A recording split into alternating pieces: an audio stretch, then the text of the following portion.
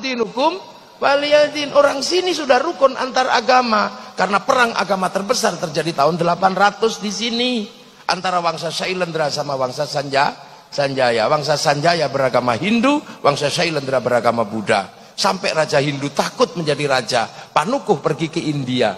Di India belajar ilmu arsitektur, pulang dikenal dengan nama Resi Gunadarma. Yang Raja Shailendra bernama Garung bergelar Semaratungga, anti Hindu. Tapi begitu menang perang, dia putus asa karena mau bikin candi, nggak punya arsitek. Maka arsitek yang disuruh bangun adalah orang Hindu yang bernama Panukuh. Lahirlah candi Hindu, candi Buddha, nuansanya Hindu yang dikenal dengan Sambara Budura, Borobudur. Makanya kalau ada yang mengatakan Borobudur tinggalan Nabi Sulaiman, tertolak dengan teori itu. Kenapa? Karena Nabi Sulaiman berada di tempat yang namanya Ardul Muqaddasah, dan Ardul Muqaddasah bukan Sleman. Maka tidak usah sok Nabi Sulaiman dari Sleman. Iya, saya nanya jin yang paling tua bukan katanya. Itu akhirnya ada nuansa Buddha, ada nuansa dalam candi Buddha. Tiba-tiba anak Raja Buddha ini, si Semaratungga punya anak namanya Pramodawardhani Sematawayang, jatuh cinta sama si Panukuh yang orang Hindu. Mau nggak mau dikawinkanlah antara anak Raja Buddha dengan orang Hindu yang anti Buddha, tiba-tiba yang anti Hindu, tiba-tiba anaknya jatuh cinta. Makanya yang kemarin 0102 jangan terlalu serius, jangan-jangan anakmu saling jatuh cinta. Apalagi sekarang Pak Jokowi sama Pak Prabowo jadi satu. Ini hanya terjadi di Indonesia. Gak usah malu, gak usah malu, gak usah malu. Yang kemarin mau jihad, mau apa, gak usah malu. Kalau engkau tidak menangkan kami, aku takut tidak lagi yang menyembahmu. Udah gak usah, gak usah. Gak usah, gak usah, udah. Ini Pak Jokowi, ini Pak Prabowo, orang-orang hebat di Indonesia. Akhirnya 5 tahun ke depan orang juga takut kalau berseberangan terlalu serius. Jangan-jangan kayak kemarin. Ini selesailah para supporter ini. Ampun sudah sekarang ini. Ketemu strategi berangkulan antara orang Jawa, ya orang Jawa Solo dan orang apa Pak Prabowo itu turunan mana itu? Jawa sama Manado. Rukun gitu. Yang lain supporternya, hah? Aku udah terlanjur cerai, gimana? Aku udah terlanjur mengatakan haram. Aku udah terlanjur bersumpah akan potong kemaluan. Ini gimana? Terus gue mesti bilang wow gitu? Enggak juga. Makanya biasa aja. Lu akhirnya selesailah problem Hindu Buddha. Akhirnya ketika Merapi meletus pecah dua, Semaratungga punya keturunan namanya Bala Putra Dewa dari Wangsa Shailendra pindah Palembang, gak ribut agama. Karena makanya Sriwijaya jadi besar. Sindok pindah ke timur bangun Wangsa Isyana, menjadi Kadiri sama Doho, lahirlah Singosari, gak ribut agama.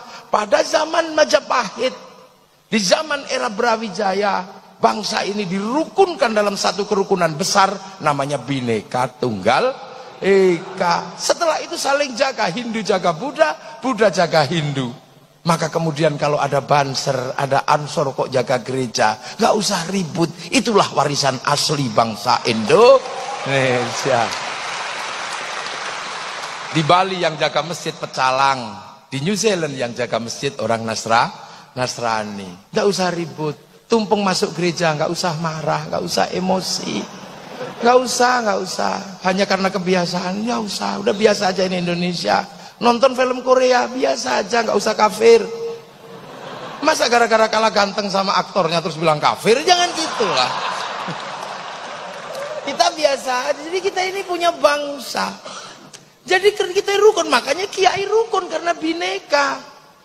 Para tilmidun muridun rukun dalam bahasa santri, dan sampai hari ini kerukunan itu terjaga.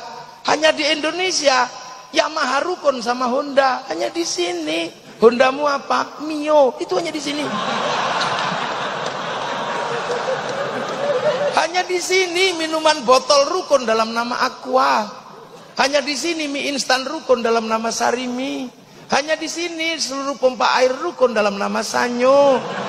Hanya di sini seluruh pembalot rukun dalam nama Softtek. Itu di sini. Udah biasa. Hanya di sini. Itu. Ini di Indonesia rukun. Makanya kemudian para ulama punya konsep merukunkan ini tanpa membentur. Akhirnya kemudian kehilangan tanah air ini, Islam harus punya bangunan baru. Maka lahirlah sebuah bangunan baru di mana raja dan hamba sebagai struktur yang disepakati di Nusantara mulai dibikin struktur kecil di tengah antara raja dan hamba. Struktur itu dikenal dengan nama musyarakah yang akhirnya menghasilkan bahasa masyarakat.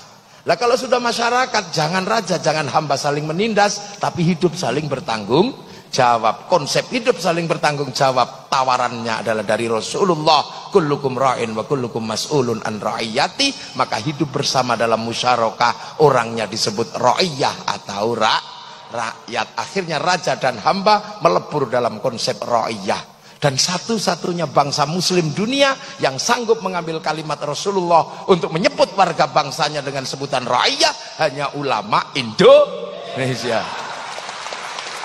Nggak ada yang lain.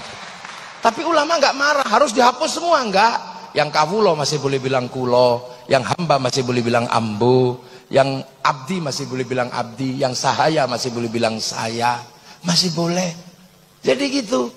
Lah terus kemudian ro'iyah kalau ngumpul, Al-Quran menjelaskan wasyawirhum fil amri, maka kemudian lahirlah konsep musyawarah.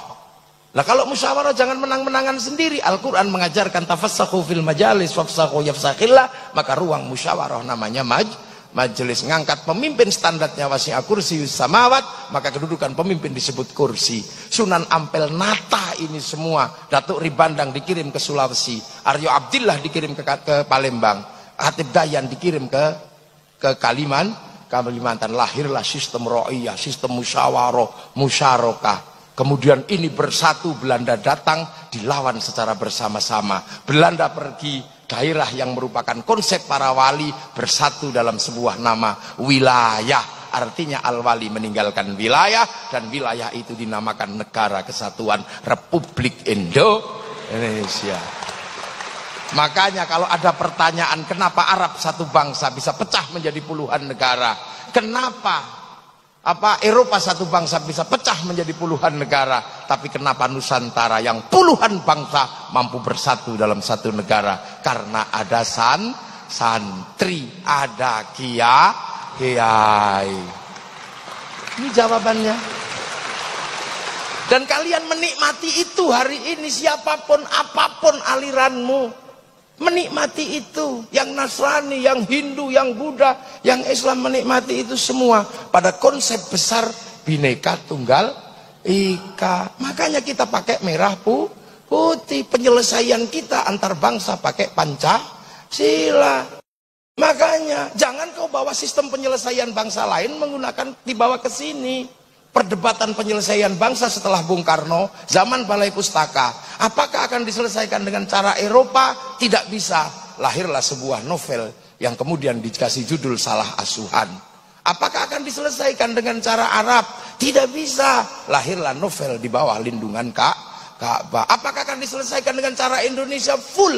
Tidak bisa. Kenapa? Lahirlah novel namanya Siti Nurbaya. Apakah akan diselesaikan dengan cara Belanda? Lahir tenggelamnya kapal Van der Wijk. Apakah mau diselesaikan dengan itu? Nah sekarang banyak yang menganggap bangsa ini sakit, tiba-tiba membawa penyelesaian dengan cara dari luar. Makanya aneh. Membawa Hizbut Tahrir ke Indonesia itu aneh. Hizbut Tahrir didirikan oleh Taqiyuddin An-Nabhani untuk menjadi problem solvingnya bangsa Filistin, dan itu gagal di Filistin. Maka kenapa kau bawa produk gagal masuk ke Indonesia? Jangan. Ikhwanul Muslimin kemudian mau dipakai menyelesaikan problem Indonesia, nggak bisa. Ikhwanul Muslimin didirikan oleh Hasan Al-Banna sebagai problem solvingnya orang Mesir, dibawa ke Indonesia, di sana gagal, Mursi digantung. Akan kau selesaikan untuk Indonesia? Nggak mungkin. Kita bukan tipologi sana, kita puluhan bangsa bersatu dalam satu negara kesatuan Republik Indonesia. Maka kita pakailah problem solving Nusantara, cara-cara Indonesia. Kemudian Hizbut Tahrir yang merupakan khilafah tahririyah, ya akhirnya nggak laku. Biar laku dihubungkan dengan khilafah ala minhajin nubuwah. Khilafah minhajin nubuwah itu adalah alamatus sa'ah. Dia datang bersama hari kiamat. Kalau khilafah tahririyah itu bikinan Taqiyuddin An-Nabhani. Maka biar seolah-olah Taqiyuddin An-Nabhani dengan khilafah tahririyah nyambung dengan khilafatun nubuwah yang bagian dari tanda kiamat, maka ada yang selalu mengatakan kiamat sudah dekat. Masih jauh, masih ada santri. Lu santri kalau zikir bunyi, maka yang tidak ngerti bisa dengar menirukan. Pakai speaker yang jauh bisa dengar menirukan. Yang lain cuma diam gitu. Nah, yang nggak bisa zikir sampai mati juga nggak bisa zikir, nggak dengar apa-apa. Strategi luar biasa. Makanya jangan kau sebut negeri ini tauhid. Gitu loh. Maka karena konsep besar adalah wilayah, maka santri yang merupakan tinggalan para wali, begitu bangsa ini harus memilih sikap.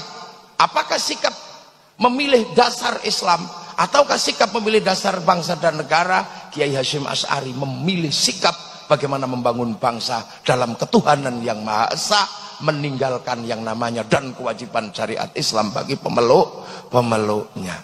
Dan ketika bangsa ini diganggu, kenapa? Karena apa? Karena kedatangan bangsa yang akan mengganggu bangsa. Kesadaran wilayah, kesadaran musyarakah, kesadaran bahwa ini adalah tinggalannya para wali harus dipertahankan. Maka ketika Belanda datang, kaum muslimin melakukan perlawanan, dan perlawanan itu diambil alih oleh santri dengan bikin keputusan yang sangat syar'i, namanya resolusi jihad tanggal 22 Oktober tahun 45. Meledaklah 22 Oktober perlawanan santri, dan dari 22 Oktober lahir 10 November. Tanpa 22 Oktober, tanpa resolusi jihad, tidak ada yang namanya 10 November. Maka 10 November hari pahlawan, 22 Oktober hari santri Indonesia. Nggak bisa. Lah kenapa bermula dari mana? Dari merah putih. Berawal dari merah putih. Dulu merah putih paling dibenci sama Belanda karena mempersatukan. Kiai santri akhirnya tidak bisa mengibarkan merah putih depan rumah, kibarkan di atas rumah kalau mau bangun. Belanda curiga tiangnya dikasih tebu, Belanda curiga tiangnya dikasih kayu, dikasih bambu, dikasih padi, masih curiga dikasih pisang, masih curiga dikasih kelapa. Akhirnya datang ke situ bawa makanan tumpeng sama ingkung. Doanya Allahumma barik, maka datangnya tumpeng ingkung dikenal dengan nama barian. Allahumma barik. Akhirnya makanannya habis, padinya mengering, tebunya mengering, pisangnya rontok, kelapanya rontok, yang tersisa tinggal merah putih. Ini perlawanan kami mencintai persatuan lewat bendera merah putih. Tapi oleh Belanda akhirnya ditambah biru, santri ngamuk disobek.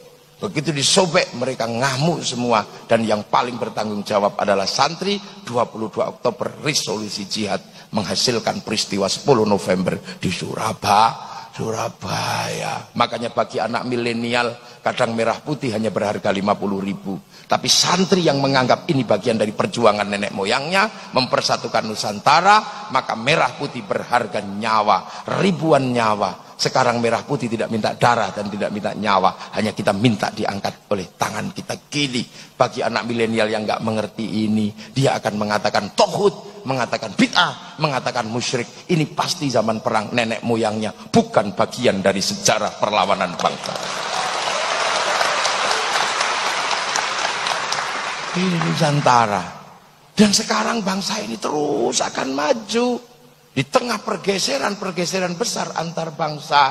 Ketika bangsa ini merdeka, bangsa ini disuruh memilih setelah Hitler jatuh tahun 48. Karena Amerika sama Soviet terus berperang, mau ikut mana? Bung Karno tidak memilih ke kiri atau ke kanan.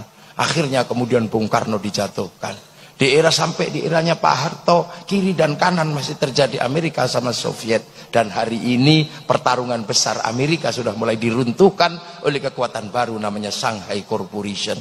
Anak-anak mahasiswa pasti tahu itu. Shanghai Corp adalah negara baru yang bangkit setelah kelompok yang menyebut dirinya United Kingdom, United States. United Kingdom, United States dulu bangkit karena punya minyak dari negara Arab namanya Aramco.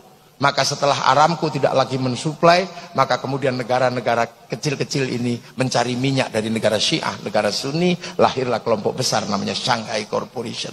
Amerika emosi, maka kemudian sumber minyak Shanghai Corporation diantem dengan isu Syiah Sunni. Maka kita mengenal isu Syiah Sunni, tapi proses itu gagal.